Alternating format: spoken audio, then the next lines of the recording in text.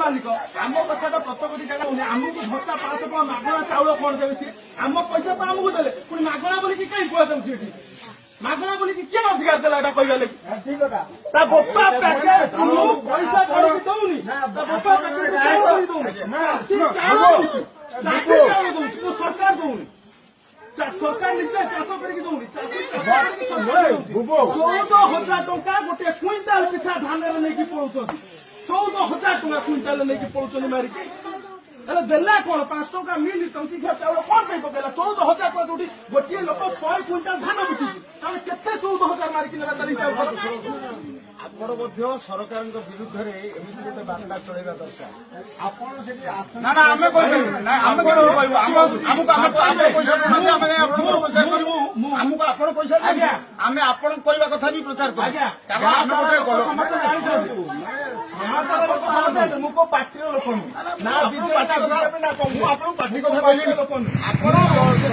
ଲୋକମାନଙ୍କର ନ୍ୟାଯ୍ୟତାକୁ କହୁଛନ୍ତି ଲୋକମାନଙ୍କର ଯାହା ପ୍ରାପ୍ୟ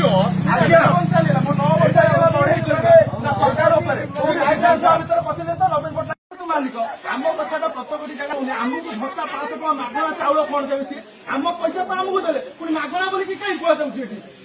ମାଗଣା ବୋଲିକି କିଏ ଅଧିକାର ଦେଲା ଏଟା କହିବା ଲାଗି ତା ବୋପା ପ୍ୟାକେଟ ପଇସା କରିକି ଦଉନି ତା ବୋପା ପ୍ୟାକେଟ ଦଉନି ଚାଉଳ ଦଉଛି ଚାଷୀ ଚାଉଳ ଦଉଛି ତ ସରକାର ଦଉନି ସରକାର ନିଜେ ଚାଷ କରିକି ଦଉନି 14,000 ଟଙ୍କା ଗୋଟେ କ୍ୱିଣ୍ଟାଲ ପିଛା ଧାନରେ ନେଇକି ପଳଉଛନ୍ତି 14,000 ଟଙ୍କା କ୍ୱିଣ୍ଟାଲ ନେଇକି ପଳଉଛନ୍ତି ମାରିକି ହେଲେ ଦେଲା କଣ 5 ଟଙ୍କା ମିଲି ଟଙ୍କିଖିଆ ଚାଉଳ କଣ ପାଇଁ ପକେଇଲା 14,000 ଟଙ୍କା ଯୋଉଠି ଗୋଟିଏ ଲୋକ 100 କ୍ୱିଣ୍ଟାଲ ଧାନ ବିକୁଛି ତାହେଲେ କେତେ 14,000 ମାରିକି ନେଲା ତାର ହିସାବ ଆପଣ ମଧ୍ୟ ସରକାରଙ୍କ ବିରୁଦ୍ଧରେ ଏମିତି ଗୋଟେ ବାର୍ତ୍ତା ଚଳେଇବା ଦରକାର ଆପଣ ସେଠି ନା ଆମେ କହିପାରିବୁ ନା ଆମେ କହିବୁ ଆମକୁ ପଇସା ଦେଉନାହାନ୍ତି ଆମେ ଆପଣଙ୍କୁ ପ୍ରଚାର କରିବୁ ଆମକୁ ଆପଣ ପଇସା ଦେବେ ଆମେ ଆପଣଙ୍କୁ କହିବା କଥା ବି ପ୍ରଚାର କରିବୁ କାରଣ ଆମେ ଗୋଟେ ମୁଁ କୋଉ ପାର୍ଟିର ଲୋକ ନୁହେଁ ନା ଆପଣଙ୍କୁ ପାର୍ଟି କଥା କହିଲେନି ଆପଣ ଲୋକମାନଙ୍କର ନ୍ୟାଯ୍ୟତାକୁ କହୁଛନ୍ତି ଲୋକମାନଙ୍କର ଯାହା ପ୍ରାପ୍ୟ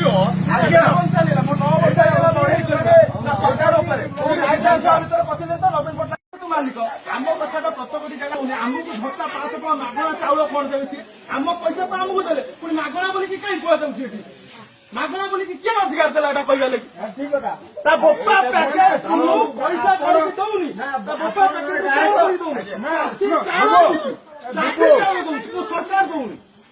ସରକାର ନିଜେ ଚାଷ କରିକି ଦଉନି 14,000 ଟଙ୍କା ଗୋଟେ କ୍ୱିଣ୍ଟାଲ ପିଛା ଧାନରେ ନେଇକି ପଳଉଛନ୍ତି 14,000 ଟଙ୍କା କ୍ୱିଣ୍ଟାଲ ନେଇକି ପଳଉଛନ୍ତି ମାରିକି ହେଲେ ଦେଲା କଣ 5 ଟଙ୍କା ମିଲି ଟଙ୍କିଖିଆ ଚାଉଳ କଣ ପାଇଁ ପକେଇଲା 14,000 ଟଙ୍କା ଯୋଉଠି ଗୋଟିଏ ଲୋକ 100 କ୍ୱିଣ୍ଟାଲ ଧାନ ବିକୁଛି ତାହେଲେ କେତେ 14,000 ମାରିକି ନେଲା ତାର ହିସାବ ଆପଣ ମଧ୍ୟ ସରକାରଙ୍କ ବିରୁଦ୍ଧରେ ଏମିତି ଗୋଟେ ବାର୍ତ୍ତା ଚଳେଇବା ଦରକାର ଆପଣ ସେଠି ନା ଆମେ କହିପାରିବୁ ନା ଆମେ କହିବୁ ଆମକୁ ପଇସା ଦେଉନାହାନ୍ତି ଆମେ ଆପଣଙ୍କୁ ପ୍ରଚାର କରିବୁ ଆମକୁ ଆପଣ ପଇସା ଦେବେ ଆମେ ଆପଣଙ୍କୁ କହିବା କଥା ବି ପ୍ରଚାର କରିବୁ କାରଣ ଆମେ ଗୋଟେ ମୁଁ କୋଉ ପାର୍ଟିର ଲୋକ ନୁହେଁ ନା ଆପଣଙ୍କୁ ପାର୍ଟି କଥା କହିଲେନି ଆପଣ ଲୋକମାନଙ୍କର ନ୍ୟାଯ୍ୟତାକୁ କହୁଛନ୍ତି ଲୋକମାନଙ୍କର ଯାହା ପ୍ରାପ୍ୟ